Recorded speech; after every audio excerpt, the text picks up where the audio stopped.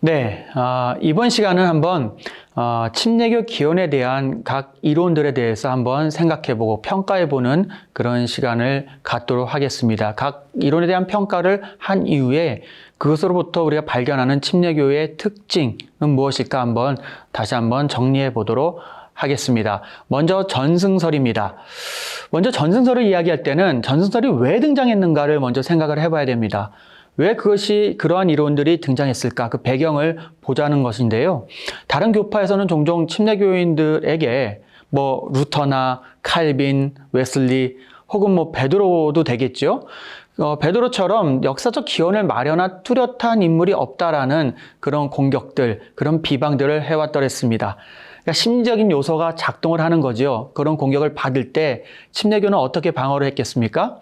자신들의 뿌리를 어떠한 특정 인물이 아니라 우리는 예수님 혹은 존 더 베프티스트, 우리 침례 요한 이런 아주 어떤 역사적 인물보다도 더 확고한 확실한 인물들이지 않습니까? 그런 토대 아래 침례교회가 세워졌다라고 말하고 싶었던 것이지요. 19세기에는 다양한 교파들이 난립하는 가운데 경쟁이 있었던 시기였습니다.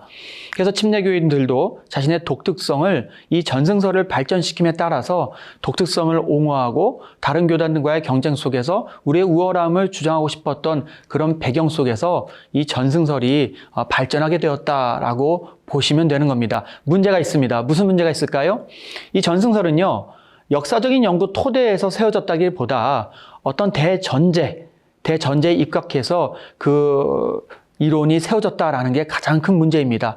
무슨 얘기냐? 그 주장만 있지 그 주장을 지지할 만한 그런 자료들, 평가할 만한 1차 사료를 거의 갖고 있지 못하다라는 겁니다. JJJ로부터 시작되었다. 좋다 이거예요. 하지만 그것을 뒷받침할 만한 그런 증거들을, 제시할 만한 증거들을 딱히 가지고 있지 못하다가 가장 큰 문제가 되겠습니다. 그래서 오늘날 주요 역사가들 중에는 이 침례교회의 계승을 주장하는 이는 거의 없다고 보여집니다. 두 번째, 아나베프티스트 영향설입니다. 네, 이것을 먼저 생각할 때에는 우리가 먼저 기억해야 될 것이 아나베프티스트와 침례교는 유사점이 있다는 거예요. 무슨 유사점입니까? 유아 세례를 거부하고요, 신자의 베프티즘을 실행하는 그런 그룹이었습니다. 두 진영 모두 중생자의 교회 회원권을 주장하게 되고요, 교회와 국가의 분리를 옹호하는 그런 주장을 했습니다. 무엇보다도 교회 시스템을 구축하는 데 있어서 회중주의를 추구했던 그런 교회가 바로 침례교 그리고 아나베프티스트였습니다. 이게 공통점이라는 거예요. 하지만 차이점도 명확히 있습니다. 먼저 아나베프티스트를 보자면 아주 강력한 평화주의를 추구를 하죠.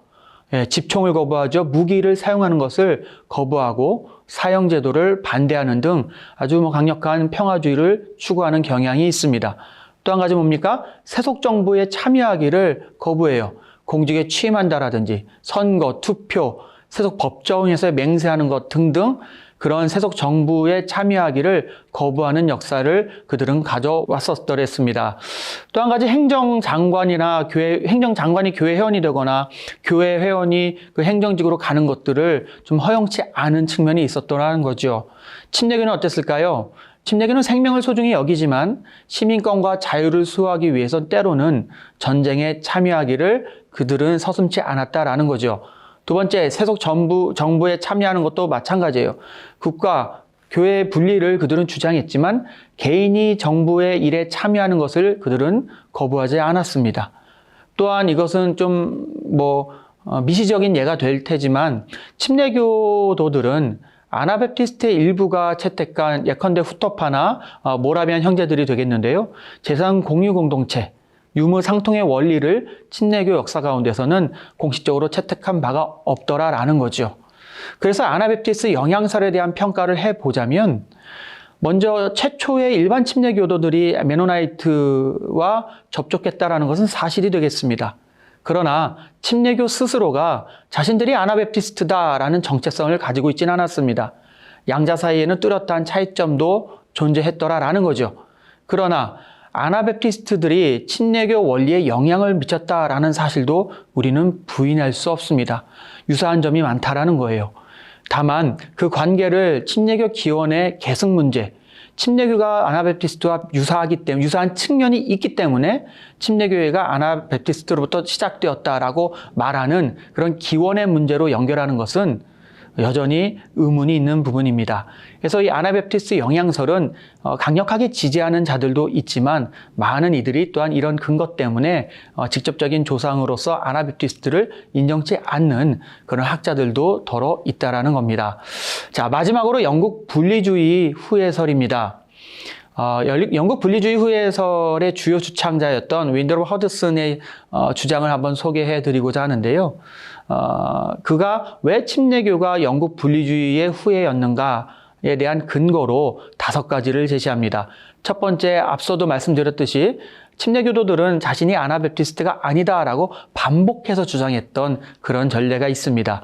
또한 그들은 아나베프티스트의 신조를 받아들이지 않았어요. 침례교 고유의 신앙 고백서들을 채택을 합니다. 또한 초창기 침례교 지도자들은 거의 대부분이죠. 거의 100%입니다. 거의 전부가 침례교적 관점을 채택하기 이전에 그들은 영국 분리주의자였습니다. 분리주의자로부터 시작된 거예요. 분리주의자였다가 그들이 어느 순간 신자의 침례를 받아들이고 침례교회가 되었던 것이죠. 그렇기 때문에 침례교적 관점이라는 것은요, 분리주의자로 있었던 그들이 논리적 결론에 따라서 그렇게 침례교의 관점을 이제 채택하게 된 것입니다.